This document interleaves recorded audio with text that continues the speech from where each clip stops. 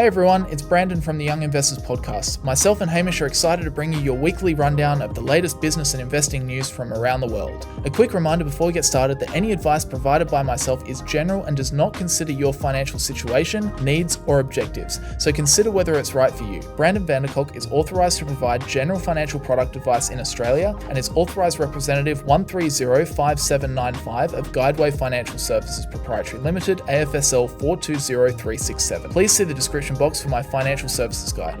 Past performance is not a reliable indicator of future investment returns, but with that said, let's get into another episode of the Young Investors Podcast. All right, guys, welcome back to the Young Investors Podcast. Once again, we are back in town. Yep, the podcast that never misses a week. We're always on time. Yes, always on time. We're always reliable. Yep. Every week. Yep, every podcast. Every single week. Haven't missed one. Every week, Bubba. Every week. I'm going to start calling you that for good now. Oh, no. Oh, no. Did you see I think the Senate also passed this bill to get the Epstein files released? Yeah. So now it's gone to Trump's desk. Yeah. I mean, it does say that they can redact anything that's like national security or whatever. So it's probably going to be heavily redacted. But yeah, it passed. And there was it passed unanimously except for one person. So I think they should investigate that guy. Imagine the schmuck. God damn. Guys, please, no. Why would you go against that? If you're the only person, surely you just... Yeah. What? I don't know. Why? Why would you go against it? Yeah. It's out of principle. Out of principle. Was he like sick that day? Or is it just an admission of guilt? Yeah, exactly. Yeah, he's sick, all right. He's sick, all right. Hitting us with the zingers. That's not anyway, that's not finance. So let's we're gonna stay in our lane. There's gotta be a way to trade this. I mean, there definitely is. I mean, surely on Polymarket. Yeah. Yeah. Let's not ignore the fact that you've got a big bet on already. My big bet? Yeah, your big beautiful bet on Polymarket. Yeah. How many senators? How many senators are in the files? Yeah. Oh gosh, what an unhinged start. Love it, Hamish. Welcome back, everybody. Welcome back, yeah. Welcome back. All right, man. What are we talking about today? What are you yapping about?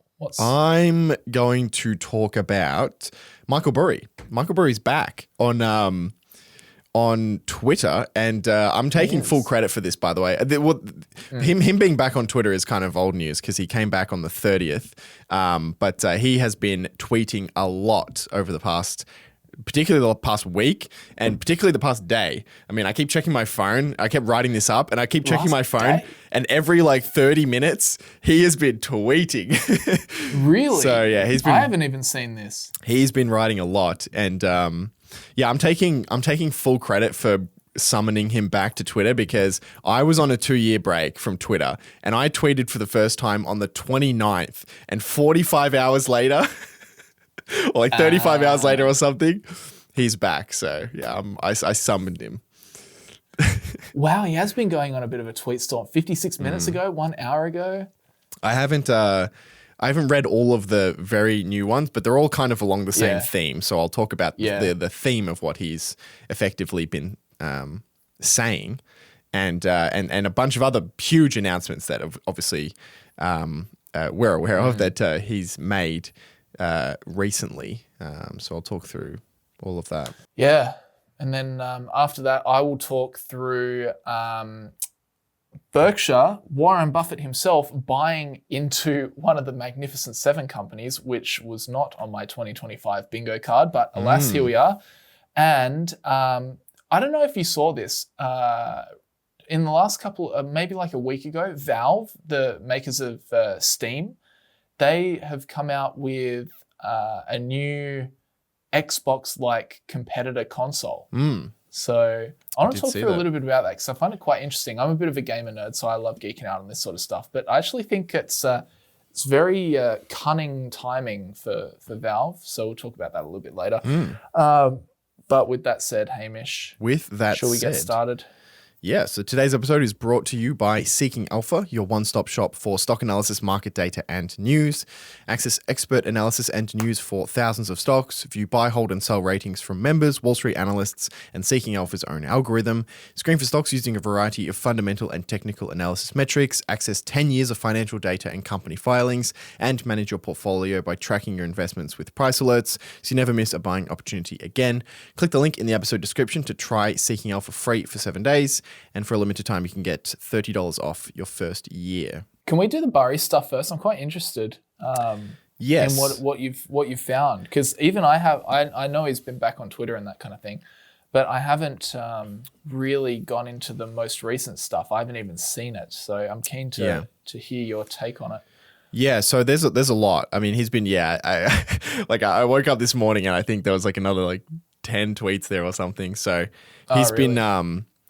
He's been unleashed. he's tweeting a lot. But he came back on the 30th of October after a 2-year hiatus. So he's back, and we're all here for it because I don't know about you, but like looking at Burry's cryptic tweets is one of my favorite. Well, it was one of my favorite pastimes while he was doing it. It's just pure entertainment. It's just fun. And you see some of the comments, people in the comments on his Twitter, it's just hilarious sometimes. There's so many good memes and jokes in there. Yeah. Actually, you know what? That does remind me though. One thing about Twitter, because I genuinely, I was off Twitter for 2 years and then I came back. Yeah. And the one thing that has changed, which is so god awful, is the amount of comments from verified Twitter accounts that are just straight ChatGPT responses, and it's so obvious. They are effectively bots. The account is probably managed by a human, but it's basically a bot who's just writing. And it's so I don't know if these people know how obvious it is that their response is written by ChatGPT, and they've been come up with some good anecdotes that some witty reply to this in some witty way, and it's ugh. It's there's a lot of just garbage on Twitter now. Bad. It's honestly, there is a lot of just straight bot comments, but you're right. It's almost just taking away people's thinking. Yeah. It's just that people are just outsourcing every part of their thinking now to ChatGPT. It's exactly can you come up with a witty response to this so that I look like I'm funny? Yes. Yeah. Can you make me look smart in this response? Hey, can you tone down this email so that the other person doesn't hate me? It's all of your thinking can just be outsourced to ChatGPT. Yeah. We're definitely in a brain rotting era, I think. Yeah, it's it's kind of disappointing because but you're right. The other side of the Twitter comments is there's always people making actually funny comments. So it's disappointing that it's mixed in now with all this just people trying to farm engagement, I guess, to farm revenue effectively, which is it's exactly what it is. Kind of annoying. Yeah. But anyway, he's back, and his first tweet back was a picture of Christian Bale in The Big Short at the staring at the mortgage delinquencies. Yep. And he writes 3 lines. Sometimes we see bubbles. Sometimes there is something to do about it. And sometimes the only winning move is not to play. God, I love his cryptic tweets. They're so good because he'll give you one tweet and it makes absolutely no sense in isolation, and then he'll tweet 2, 3, 4 other times, and then you can kind of put the pieces together and you can finally see kind of what's happening. But that last line, the only winning move, sometimes the only winning move is to not play, kind of seemed to suggest maybe he's out of the market in some way, or he's just stepping back. And in some respects, he actually has. So about a week later, on the 10th of November, if you went over to the SEC registrations website, you could see that Scion Asset Management had their registration terminated. And this was also tweeted by Burry himself in a screenshot a little bit later as well. Burry's he's shutting down his fund. He's done.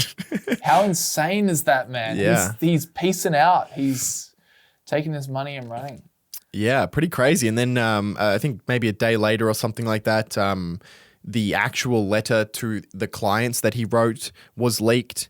And probably one of the more interesting lines from this letter, where he was telling his clients he's going to liquidate the fund and give them their money back, was a line where he said, quote, "My estimation of value in securities is not now and has not been for some time in sync with the markets," which is a pretty blatant way to say, I'm a value investor. I look at companies. I try and assess their value based on cash flows. And in the recent market euphoria, that has made it very difficult to actually, predict where, to effectively bet on companies based on rational cash flows. It's been the companies that have been performing really, really well and driving the market has very much been based on speculation of which companies are going to produce cash flows from AI, from artificial intelligence. And that's a very different game to, finding a company that's actually producing profits today and the price makes sense for those cash flows. And that's really been the way that Burry has invested for most of his career. Everyone knows him for his credit default swaps 2008 bet.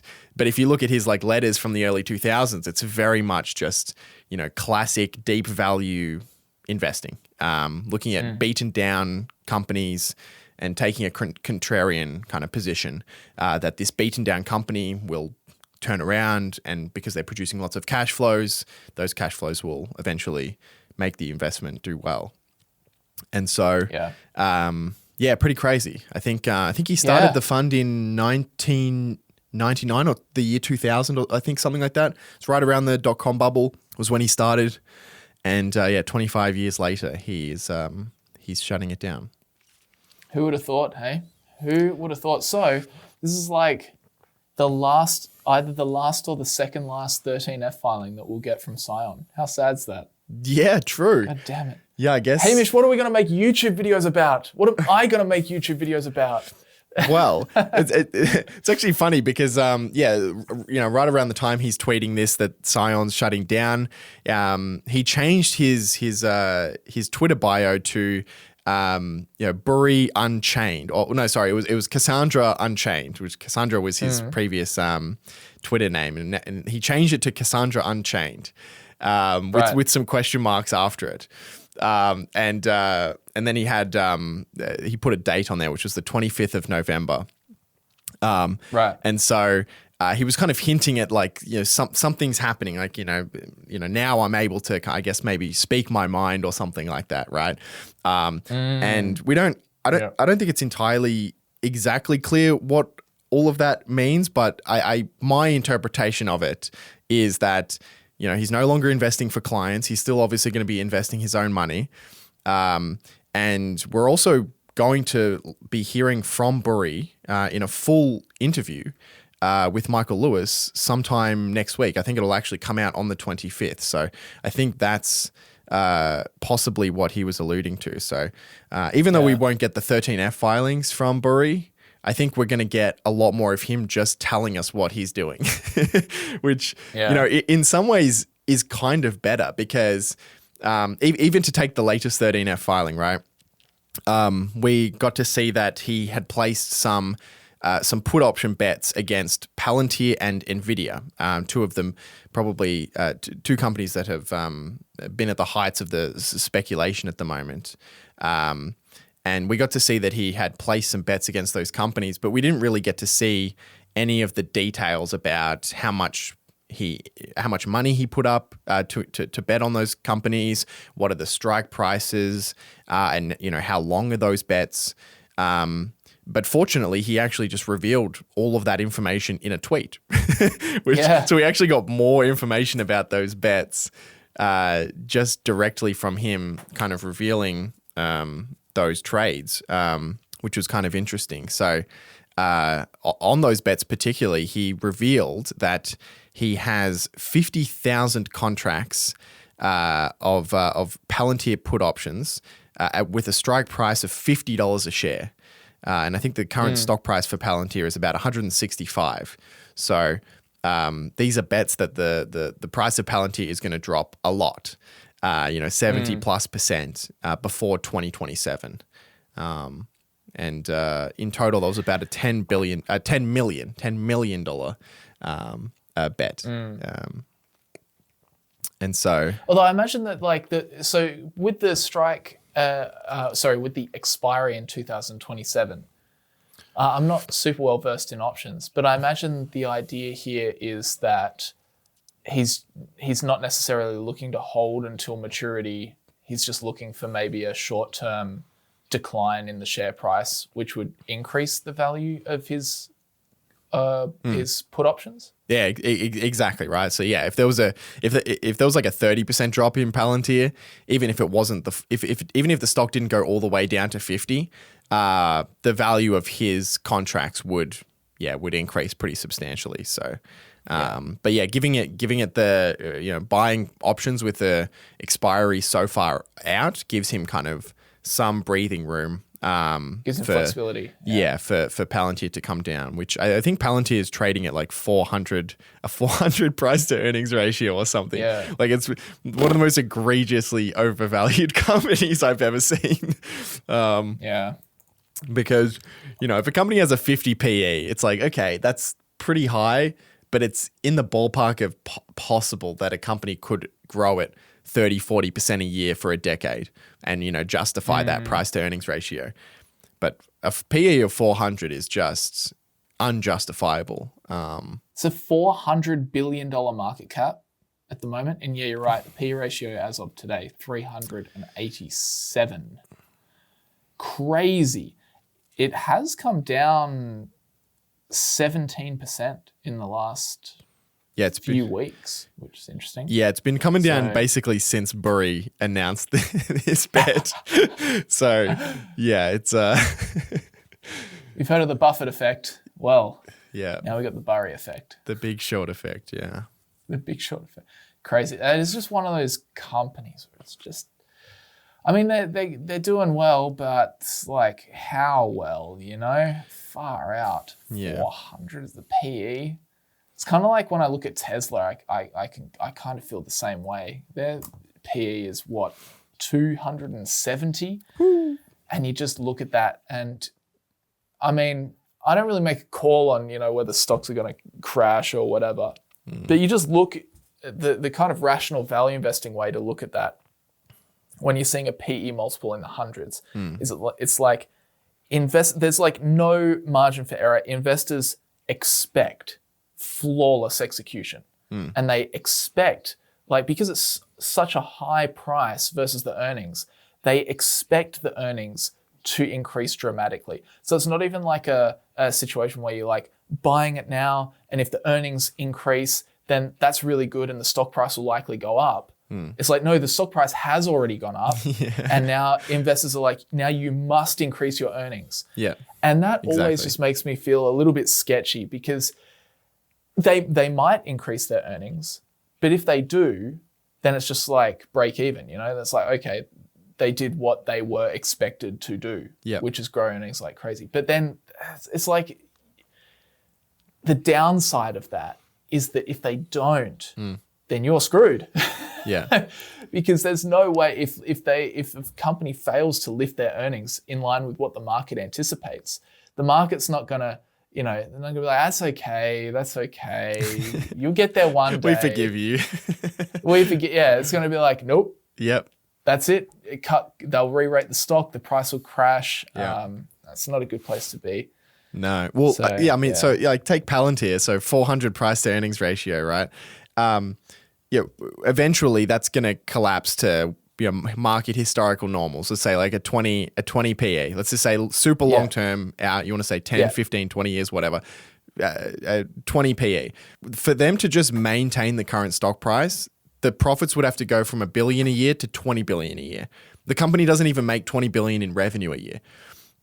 So that's crazy. And that speaks to exactly what you're just saying, which is $1 billion to $20 billion a year just for the stock price to stay where it is today. So if you're buying the stock, if you're holding the stock today and it's already run up a bunch, you're effectively saying not only are they going to 20x their profits, they're going to 40x their profits.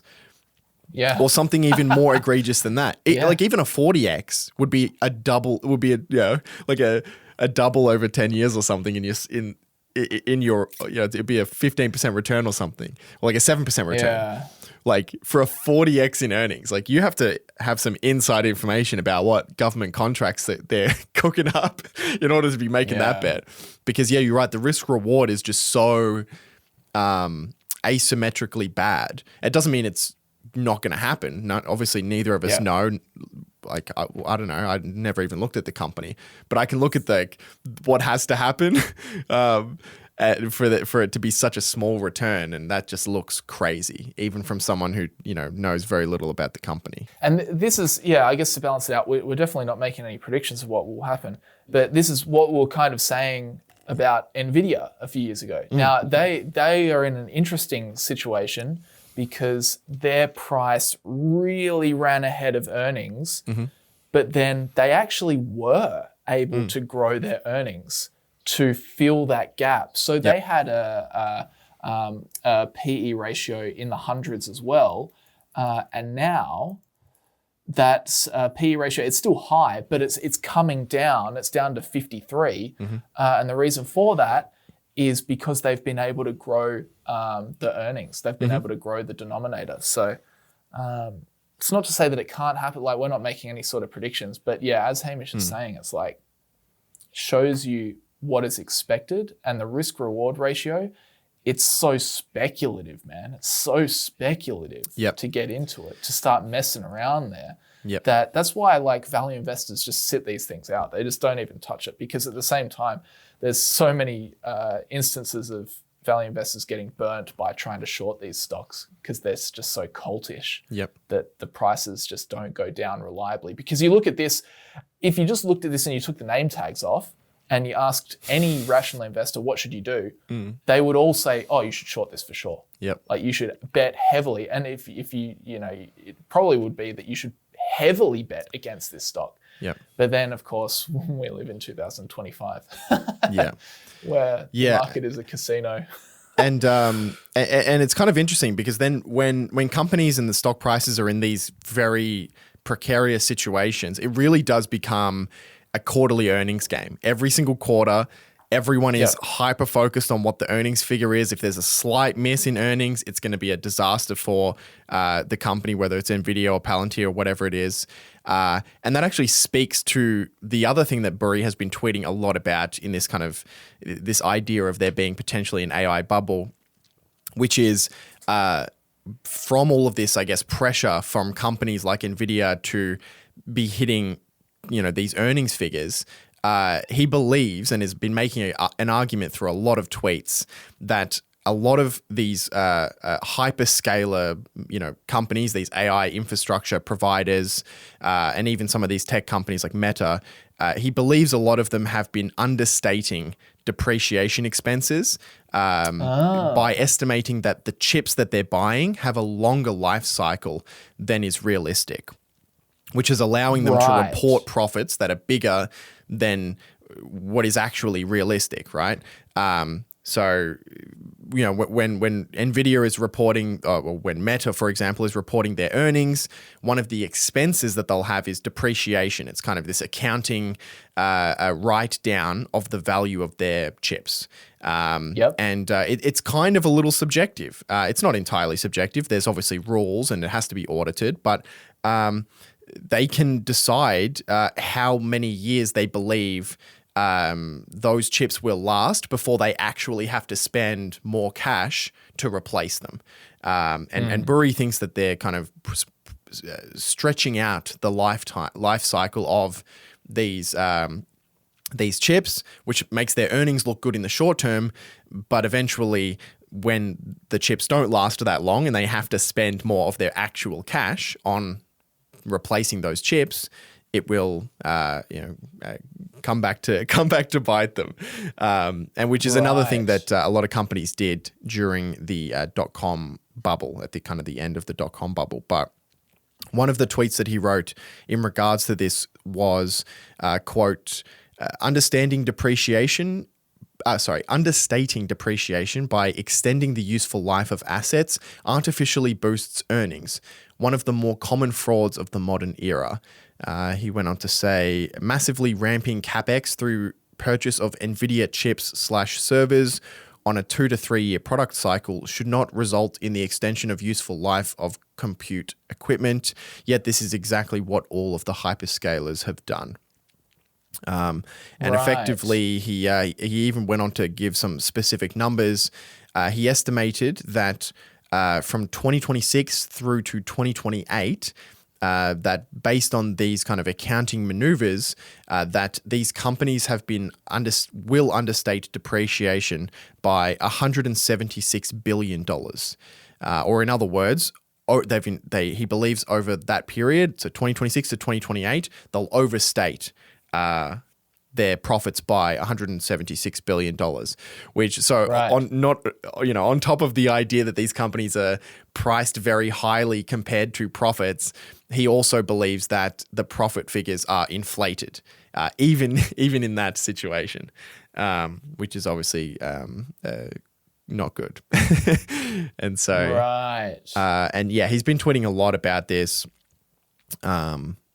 In a number of different tweets. He shared a graph that he said, one chart to refute them all.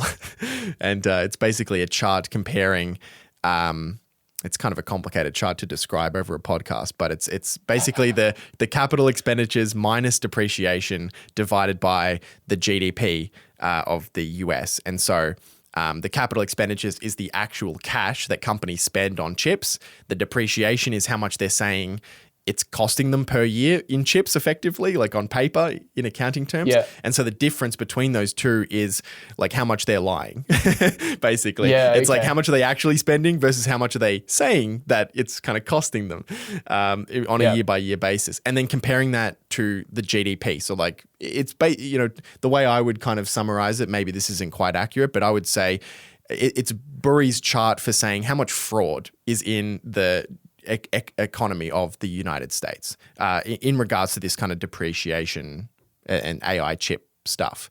Like how much of the GDP of the US is this kind of fake fraud that's going on, essentially, would be his argument, I think. And this chart goes through cycles, and one of the highest periods, of course, that this has happened in the past was the dot-com bubble. And it's been building again recently. Fraud to GDP. Yeah, exactly. Lying to GDP ratio. Yeah, exactly. Interesting. So it's kind of went up through the housing bubble, up through the shale revolution, coming up again now. Interesting. Yeah, I can't say I'm a particular wizard at this kind of accounting stuff, but no, I mean neither. It seems like Burry is, he's convinced. It sounds like from how he's tweeting. This is crazy, man. Yeah, this is crazy. Well, and I think that's I think a lot of people are quick to dismiss Burry because he tweets a lot of stuff, at least he did, right? And some of it's right and some of it's wrong. And even outside of finance or economics, he tweets stuff about politics, and you can say he's right or wrong on anything. But what I would say is one area that Burry definitely does have a level of expertise in is tech kind of speculative bubbles, not because of the 2008 crisis, but because the birth of his fund was in the dot-com bubble. And if you read a lot of his really early letters to his investors, where he started his fund before the bubble had popped, he writes a lot of stuff about analyzing the internet companies that were overvalued, and which trying to find value in areas outside of internet companies. So the birth of his fund, the time where he was probably spending the most amount of time understanding stocks, was in the dot-com bubble. And so he knows a lot about, or at least he's making a lot of comparisons, I would say, compared to that time to now. But Well, bring on the 25th, hey? Yeah, Jeez. so I mean, my interpretation is that he's just talking about the podcast with Michael Lewis that will be coming out on the 25th. So I imagine so. I think that's what he's talking about. That'll be really interesting. It'll be what's the podcast called? In case anyone wants it, it's called Against the Rules: The Big Short Companion is the podcast, Right. and so yeah, interesting. I'll definitely be tuning into that. Hopefully we get some juicy stuff. Might make a video about it if it's worthwhile too. Yep. Well, there you go, Mr. Burry. There you go. Yeah, crazy news. So much happening in such a short space of time with Michael Burry out of such a dry period. Yeah. There you go. Yeah. All right, shall we move on, Hamish? Yeah. What's Berkshire? What's Berkshire's been buying? Yeah. This is, I don't know. This took me by surprise for sure. So we got the 13F filings, a week ago maybe now? And it showed that Warren Buffett has bought into, or Berkshire Hathaway, I should say, more technically, has bought into one of the Magnificent Seven companies, which blows me away. And we're not talking about Apple here. We're actually talking about Google. So Berkshire Hathaway has shown in their 13F filings that they have a new buy in Google. It straight away slots into the 10th largest position in the whole portfolio, Hamish. So they got a lot of stocks in their portfolio, but this is because, of course, they have the three different managers. They got Buffett, they got Ted, and they got Todd. But this is straight to number 10. So this is not insignificant. It's worth $4.3 billion. So a lot of cash was deployed into this investment. And I'm just gobsmacked. I was very, very surprised. I don't know, check the poly market on what that would have paid. Buffett announces investment in Google in 2025. Would have been low. There is a lot of conjecture around whether it was Buffett or whether it was Todd Combs or Ted Weschler. Be interested to get your take on it. Personally, I tend to find that like the top 15-ish positions in the Berkshire portfolio are typically Buffett. This one's coming in at number 10. It's a $4.3 billion position. Ted and Todd, we're not entirely sure, but we think they manage around $15 billion each. So it's one of those weird ones where it could be Ted or Todd. I actually just made a YouTube video on this. And a lot of the comments are people, saying that they think it is Ted or Todd. But I don't know. It does seem strange and un-Buffett-like, obviously, he's not huge on technology. Yeah. People also saying it might be Greg Abel because kind of Buffett's handing over the reins. I don't think Buffett is out of the stock portfolio management side of things yet. Personally, I don't think so. Yeah. Maybe it was Greg's idea and Buffett signed off on it. But I'm interested to hear your thoughts. Like, how does this kind of strike you? Yeah, I don't know. I mean, I don't know. I mean, the first time I saw it, I was like, okay, I guess Buffett's just out. I guess he's just handed over the portfolio entirely. I don't know. It's hard to say. I mean, there was a clip of they've spoken about Google in the past. I can't remember exactly when the clip was from, but there's a clip of Munger talking about missing out on Google a long time ago. But besides that, I have no idea. I have no idea the level of involvement Buffett has at Berkshire still. I would think it would be some. But it's a pretty significant bet. So, yeah. So that was the first thing that blew me away is that Berkshire's invested in Google. But the second thing that blows me away is that probably Google has been one of the more hotly debated stocks in the value investing world, because we've kind of always known them as this big behemoth, internet search monopoly, rock solid balance sheet, massive cash flow every year, just keeps growing and growing and growing. It's such a huge company, but it grows so quickly.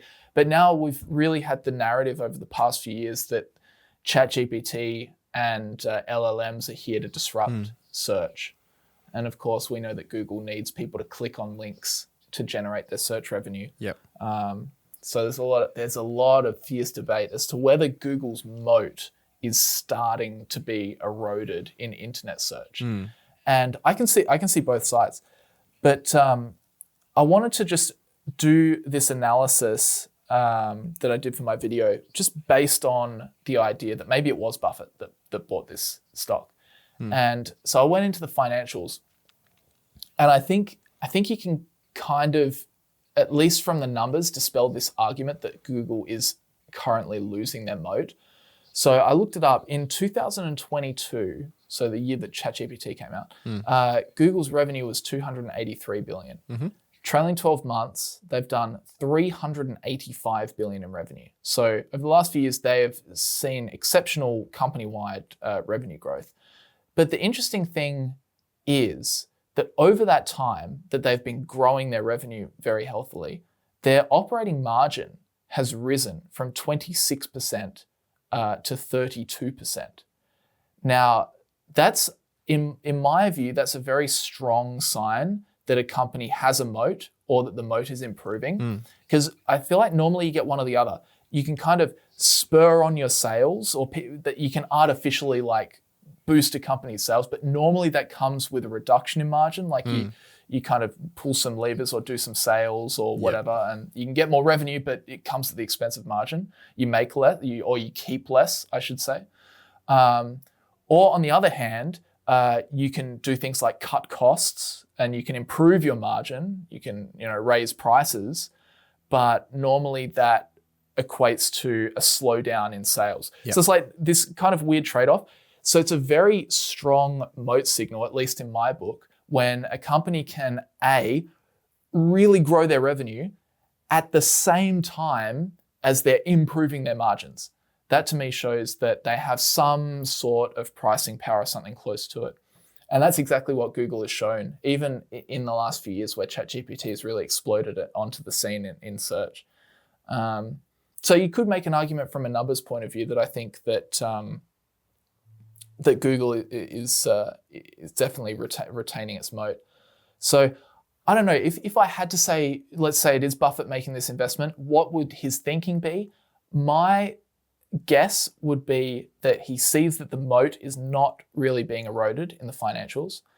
Google is a financial fortress. That's not up for debate. It just is. It's got $100 billion of cash or short-term investments, and it's only got $27 billion of long-term debt. And I think it could, if it paid off it would have to use up all of its cash balance to pay off its long-term debt, but then it would still have $70 billion of short-term treasuries to fall back on. So it's like this financial fortress, right? Then we get to the valuation argument. It's not a smack bang home run by any means. It's got a PE around 30. So it's pretty expensive. You do expect to pay up for a business like a Google with $100 billion of cash just sitting there, like it's a rock solid business. It's been growing really well. You do expect, it's definitely one of those kind of pay a fair price, or even maybe you could argue a little high price for a wonderful company, as opposed to paying a wonderful price for a fair company. And maybe the other angle is that Berkshire has so much cash sitting on the sidelines or in treasuries, which, yielding maybe 3.5%, 4%, somewhere around there. I don't even know what the short-term treasuries are. Maybe 4.5% or something. So maybe he's just saying, look, for $4.5 billion, this is probably a better deal than holding cash or holding short-term treasuries. So maybe we do it a little bit. That's what I kind of came to as a conclusion in my video. But I'm interested in hearing your take, Hamish. Like, how do you think that kind of stacks up, that reasoning? Do you see any holes in it? Any thoughts that you want to add? Yeah, I definitely agree with everything you just said. The one thing I will add, and I saw someone make this point, which I thought was kind of funny, but the CEO of Google has kind of, in the last week or so, been very willing to say, oh, this is a bubble and it's going to pop. Like, the AI stuff is a bubble. It's going to pop and it's going to hurt us a little bit. And I saw someone's comment, which was like, Google in a way probably wants there to be a complete collapse of the market, because if there was, OpenAI is completely screwed. Like they're completely running on outside capital. They're done. They're actually done. Like they'll have to be acquired. Nvidia, a lot of companies probably cut their capex on AI chips, so Nvidia's profits probably crater like crazy. And then you have Google with $100 billion in cash just sitting there. Like they would love, like the amount of AI companies, whether it's OpenAI or other LLMs, like the amount of those companies that are just running on additional investment coming in it's almost all of them. And so if there was like a recession or some kind of really bad economic period, that is prime real estate for a company like Google to just buy up everything. And so that's a good point. They're kind of, it was just interesting to see because the CEO was kind of being like, yep, it's a bubble. It's going to pop, guys. And it's like, yeah, you probably want it to. Get out while you can. Yeah. But you do. You're right. Like you get these companies every now and then that they're just financial fortresses. And when there is, it is the same as Berkshire in a way. It's like, if there is going to be pain, those are the companies that are going to be more than happy in a way, I guess, to see a period of pain where they can just buy up things cheap or to just gain market share because they can continue to operate as normal, whereas their competitors will be scrambling. So I can see it from that position. But from the other side of it is they are spending a lot of money on this AI stuff. And if they don't win, I guess I would guess that their ad revenue business, their search business will be affected significantly. And so that's a big question mark. But I don't know. It's not it's an I don't know for me. Like it's a I don't know, and I'll sit on the sideline and watch. Yeah, let us know if you guys have any insights or anything you want to add to the discussion. Definitely drop it in the comments as well. We'd be interested in hearing. But yeah, that is Berkshire's purchase of Google. Hamish, I just got this one more story I want to go through quickly because I'm quite interested in this. Do you know about the company Valve? Are you a PC gamer at all? No, I'm not. But I did see they released 3 new pieces of hardware all at once. So a lot of people know of the company Valve through their product Steam. So if you're a PC gamer, you have a Steam library. Chances are you've bought all of your games through Steam and you just have this monstrous library of games that you've worked through since you're a teenager. At least that's my experience. But Steam have, for the longest time, kind of kept to PC gaming. And now they're not. Now they're drifting into challenging some of the consoles. So the kind of drift into hardware was really launched for Valve with the Steam Deck. I don't know if you've seen a Steam Deck. Yeah. I've actually got one. I love my Steam Deck. But it's a handheld gaming console with a screen in the middle. So similar-ish to, I don't know, like a Nintendo Switch or something. Yeah, but actually good. But it's actually great. Yeah. And the shtick is that it's just like a little PC in your hands. Like it's just a little computer. So it runs your Steam library. Yeah. It runs Steam OS, it's on Linux or whatever, and it just runs your Steam library. And it works really, really well. So this is now the biggest gripe from PC gamers has been that they've got this massive Steam library and they've been playing on their computers, their whole life. But then they have to be sitting at their computer to play their Steam library. They haven't had another way. They can't go and put their Steam library on their Xbox. They can't put it on their PS5. They can't put it on their Switch. So anyway, Steam have come out with this Steam Deck and that solved the problem of portable gaming. But the success of that, it was very well received, the Steam Deck. It's a great product, it really is. So they've gone one step further and now they're like, okay, let's make an Xbox or a PS5 competitor. So they've come out with, what's it called? The Steam Machine. The Steam Machine. Yeah. Details are scarce. They've only just announced it. Yeah. But this is a direct competitor to this Xbox Series X or the PS5. Targeting that other product segment, which is the couch gamer, the kind of on your TV style gamer, the lounge room gamer, which is interesting. I did say here that, the specs are a bit scarce, but Valve explains that the company's upcoming machine is actually equal or better than 70% of Steam gamers' systems. So it sounds like it's going to be quite a capable thing. I think they said something like it's 6 or 7 times more powerful than a Steam Deck or something like that. Crazy. But anyway, so they're coming out with this product, Hamish. And as I was saying before, this is like hitting at a really good time because gamers are being fed up with having to buy games in so many different places. So for the longest time, like Xbox has had their Game Pass subscription to get access to all their different games. They all, some Xbox they have exclusives. PS5 has their own thing going. But now, PC gamers are going to be able to take that entire library. I mean, personally, I think I've bought GTA 5 like 6 different times across different devices. Yeah. I've got it on Steam, got it on Xbox, like I've got it everywhere. I got it on Xbox 360. Yeah, I had a couple of versions of that as well. I had one on Steam and one on PS5, I think, or PS4. Actually, I think I might have bought it twice. I think I bought it on was it on the PS3, I think? I think I bought it on the PS3 and the PS5. Yeah. So but now we get to take this Steam library into our lounge room, which I think is really interesting. And it's a very cunning move because over the last few years in particular, Xbox has been struggling. PlayStation's been doing well. Xbox, if you've been following the video game space, gamers are not happy with Xbox at all. They've had periods where they haven't really put out mainline Xbox exclusive titles. There's just been been very, frustration around the poor release of a lot of their exclusive games when they do come out. And a few weeks ago, Microsoft reported in its quarterly earnings that their gaming revenue, their Xbox revenue, actually decreased by 2% year over year.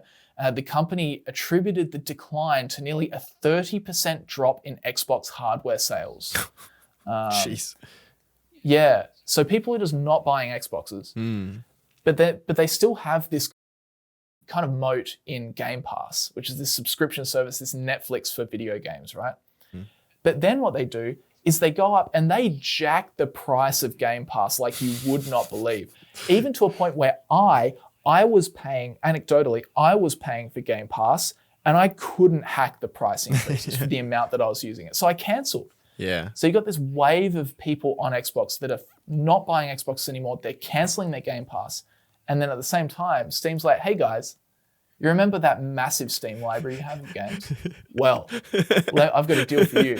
Yeah, exactly. So I just think we don't have to talk like this. Details are scarce, but I think it's such a genius timing as well to get in because they could potentially kill Xbox. Like I'm not even kidding. People are fed up with Xbox. They could actually step in if this machine is good and they undercut, so they make it cheaper for people. Dude, Valve does this funny thing where it was the same with the Steam Deck where they just come out with one product and it's just so good and it feels like they're going to do it again with this console, and then they also at the exact same time they released a VR headset. And the VR headset is insane. Like some of the tech that's in it, it's got eye tracking, and basically they're using this new technology where they'll basically blur any of the pixels that you're not looking at. And it has eye tracking that is instant. And so I think Linus Tech Tips was like using it and he was trying to see. They're all raving about it. Yeah, and so like the performance is really, really strong because it only has to render a portion of the pixels, and you would think, oh, that's going to be bad because like you'll look somewhere and you'll see it blurry and then it'll become clear, but apparently it's like really sharp. Like you never even notice the pixels that are not being shown in higher resolution. In the same way that your eyes don't, most of your vision is kind of blurred in your peripherals until you just look there. And it seems like it's pretty insane, the quality of the headset. So it'd be interesting to see how that performs, considering Meta has spent like, I don't know, $200 billion trying to develop a headset. It'd be so funny if Valve just comes out with this headset that's just better. But that would be funny. Yeah, I guess we'll see. Yeah, it seems to be being well received by the early reviews so far. So I guess we'll just find out. But I'm like, honestly, because I have an Xbox Series X out there. I was paying for Game Pass. I'm like so over the Microsoft Xbox ecosystem, especially with like the poor release of their mainline games and like just the price hikes as well. It's just like, I want something different. Yeah. So I would love it if the Steam machine was awesome, because I would buy that in a heartbeat. And then it's so good. My entire library just shook over into the lounge room. Yeah. Love it. Anyway. Yeah, I've got so many games on Steam because they'd always do those. I can't remember what they were called. Those bundles where you pay like $5 and you get like Steam sales. Yeah, and you get like 200 games. Yeah, like they're actually great. Yeah, gamers love them because you're right. Every quarter or every like half a year, they'll do like a massive sale. Yeah, and you can get like heaps of old games for like peanuts. Yeah. Yeah. Like 60% off or something. Yeah. You know? It's like the opposite of EB Games. Like EB Games, you would take like 200 like discs to them and be like, can I hand these in? And they're like, it's like, oh, that's $4.75. Yeah. Like they give you $4 back. But it's like Steam's like the opposite of that. You could like buy like 100 games for like $6.50. Yeah. And that's why people have these massive backlogs. I got such a backlog of games that I haven't played yet because I've just bought them at opportune times in Steam sales. And actually Steam know this. It's kind of sneaky, but they know that Steam sales are actually just a way to farm cash off gamers because they've done the data, and most of the Steam games that get bought at like 60% off never get played. That's crazy. They're literally, they're just like printed, the lower the prices go, the better it is for Steam. It's just like printing money for them because they know most gamers will never even play the games. Yeah. It's just like a backlog that never gets fulfilled. True. You know? Crazy. It's crazy. Anyway, good luck, Valve. All right, Hamish, let's bounce out of here. Yep. Thanks everyone for tuning in. Sorry the podcasts are few and far between at the moment. We're just both just doing a lot of stuff at the moment. Hamish, you've had a lot of stuff going on. I'm also starting a new business with a friend of mine, so it's just full on. Yeah. And we got to kind of put our time where we need to put it. So unfortunately, sometimes the podcast is not priority for weeks, but we still love doing it. It's good fun when we do sit down. It's just when we have the time to do it. So apologies that we don't get weekly podcasts out at the moment, but yeah, still love you guys. All right, man. Thanks for joining me. Good to chat as always. And we'll see you guys soon. See you guys.